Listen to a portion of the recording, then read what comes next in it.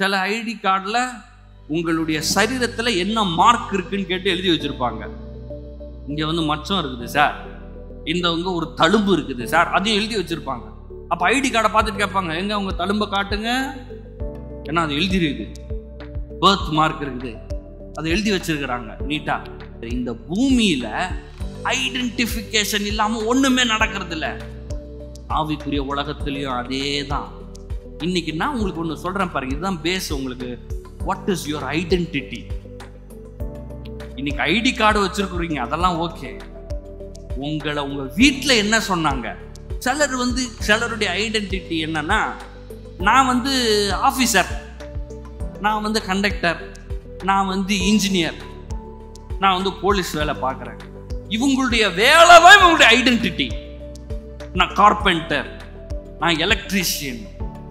இது வேலை பார்க்குற இடத்துல ஐடென்டிட்டி. அந்த ஐடென்டிட்டியை தூக்குனீங்கன்னா அவங்க வாழ்க்கையே காலி.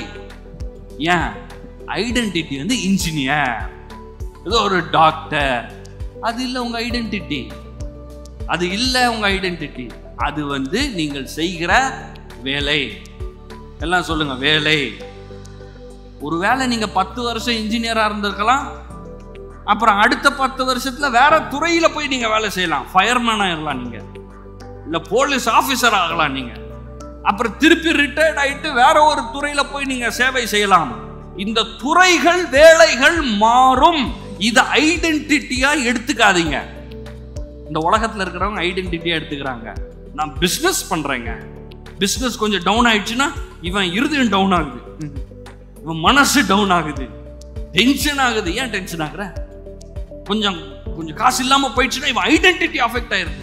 என்ன குறிச்ச ஐடென்டிட்டி கிறிஸ்துவாக மட்டும் தான் இருக்கணும், வேற எதுலயும் இருக்கக்கூடாது. அதான் என் பாயிண்ட். இப்போ ஆனா நம்ம சின்ன வயசுல இருந்து நம்மளை மாத்தி மாத்தி சொல்லி வளர்க்குறாங்க. ஒருவேளை படிப்புல தான் சொல்ல ஆரம்பிச்சேன் பாத்தீங்களா, 40 வயசாயிருக்கும், சும்மா கொஞ்ச நேரம் பேசிட்டு இருப்பாங்க, நம்மளுக்கு என்னங்க படிப்பறிவுலாம் இல்லை, 10th ஃபெயிலு அப்படின்றோம். நான் உங்களுக்கு கேட்கவே இல்லையே, நீங்க ஏன் சொல்றீங்க? ஏன் 10th இப்போ கூட எழுதி பாஸ் ஆகலாமே, என்ன பிரச்சனை? அதுல என்ன பிரச்சனை? அதெல்லாம் ஒன்றும் கிடையாது. நீங்க இன்னும் இந்த அளவுக்கு உலகத்துல நீங்க சாதிச்சிருக்கீங்களே, ஏன் இன்னும் அந்த தோல்வியை பேசுறீங்க? அப்படின்னா 5-6 வருஷமா வீட்டுல நீ 10th ஃபெயிலு, படிப்பில்லை, ஸ்கூலுக்கு போகல, இதவே சொல்லி அவனை வச்சிருந்ததுனால இன்னைக்கு அவன் வெளியே வரான். உலகத்துல பார்க்கறான், எல்லாம் படிச்சவங்களா இருக்காங்க, இவனுக்கு டிகிரி இல்லை, படிப்பு இல்லை. நம்ம படிப்பறிவு இல்லாதவன், பின்னால இருக்கிறவன், முன்னேற முடியாதவன், வியாதியஸ்தன். நம்மளுக்கு வியாதிங்க, ரொம்ப முடியாதுங்க.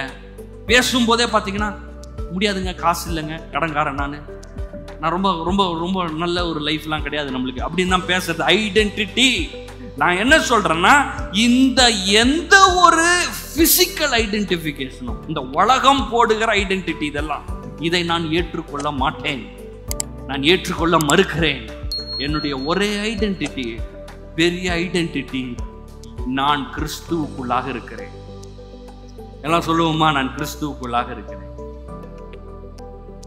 இன் கிரைஸ்ட், நான் கிறிஸ்துவுக்குள்ளாக இருக்கிறேன். அதுதான் என்னது?